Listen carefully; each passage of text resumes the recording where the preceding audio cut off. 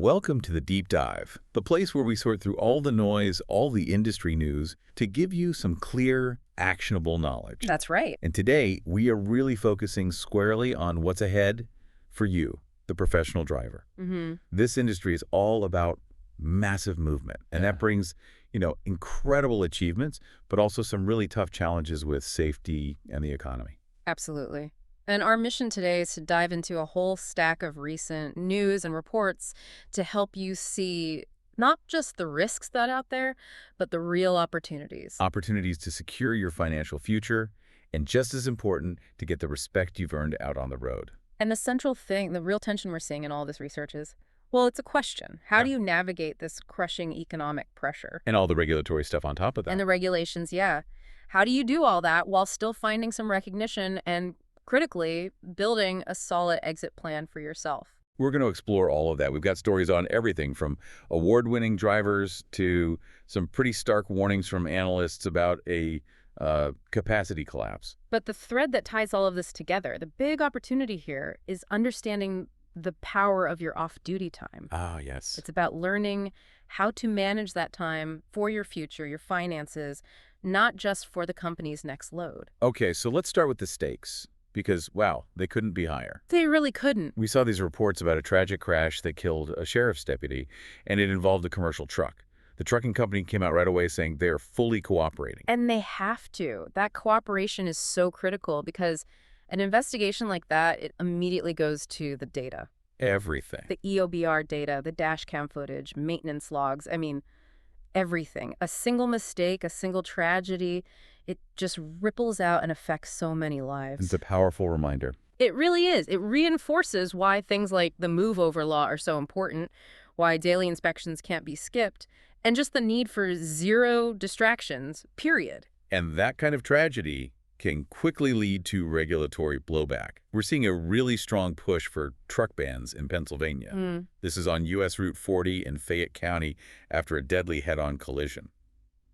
The coroner there, Bob Baker, is calling for a complete ban on commercial trucks for that stretch of road. And this is a classic conflict, right?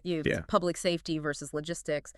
From the coroner's perspective, his argument is forceful. Yeah, he says it's a two-lane winding road. Right, and it's prone to wrecks. He says it's claimed countless lives, and this latest crash killed 3 people, including the driver of the truck.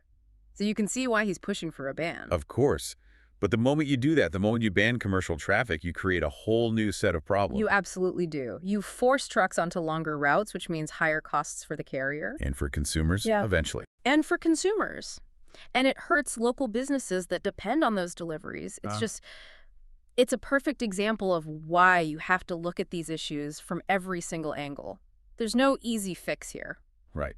It's a negotiation, really. It is. And while some regulations can feel like a burden, sometimes they actually bring some much-needed relief. That's a good point. Like this recent legal win in California, it's a huge boost for driver morale and professional respect. A federal court just blocked a really controversial rule. Oh, the one that tried to limit trucking jobs based on a driver's immigration status.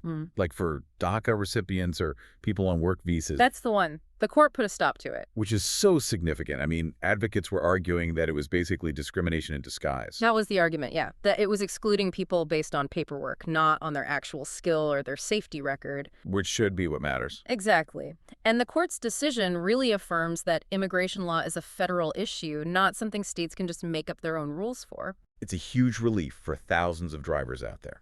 A massive relief. Right. The industry needs skilled, safe drivers, and this ruling basically says that skill and safety are what count, not these kinds of technicalities. Okay, so let's shift gears a little bit.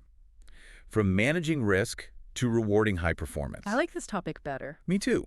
Because when drivers operate at the highest level, the industry absolutely has to celebrate it. And the ATA, the American Trucking Associations, just announced their 5 finalists for the 2025 National Driver of the Year. And these numbers are just staggering.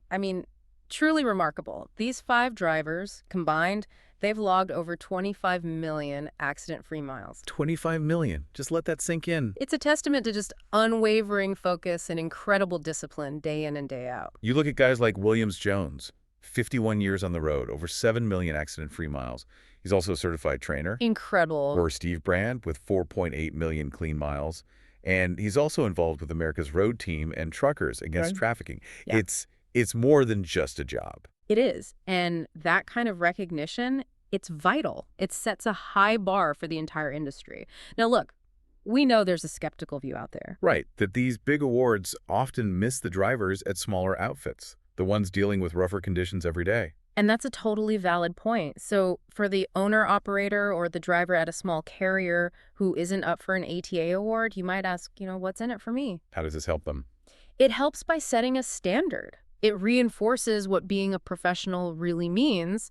And when the whole industry raises its baseline for excellence, that's a win for everyone on the road, no matter who you drive for. And sometimes that reward for doing things right is, well, it's more tangible. It's about efficiency. We saw a great example of this out of Maine. They're now letting drivers with clean records skip weigh stations using the PrePass mobile app. This is smart enforcement in action. I love to see this stuff. Me too. 5 major weigh stations on I-95 in Maine are now part of this system. The only catch, and it's unique to Maine, is you have to upload a clear photo of your truck. A little extra verification. But think about the impact of that. It's not just some small convenience. Not at all. It's saving you precious time. Time you can turn into more money or, frankly, just some much-needed rest. And fuel. You're saving fuel by not idling, not having to get back up to speed. Let's not forget the frustration factor, too. Oh, for sure. Just 5 or 10 minutes saved every time. Yeah. Adds up. The state is actively rewarding you for doing things the right way. That's how it should be. But just as we're celebrating these wins, we have to talk about the economic storm clouds that are gathering. The elephant in the room. The elephant in the room. Analysts are warning that the little rate rebound we saw in Q2 was, and I'm quoting here, a fake out. A fake out, yeah. And that the industry is heading for a capacity collapse. And this is where we really need to put on our thinking caps. That little bump in revenue in Q2, it wasn't a real market recovery. So what was it? It was mostly just retailers restocking their inventory after letting it get too low. The spot markets are still soft.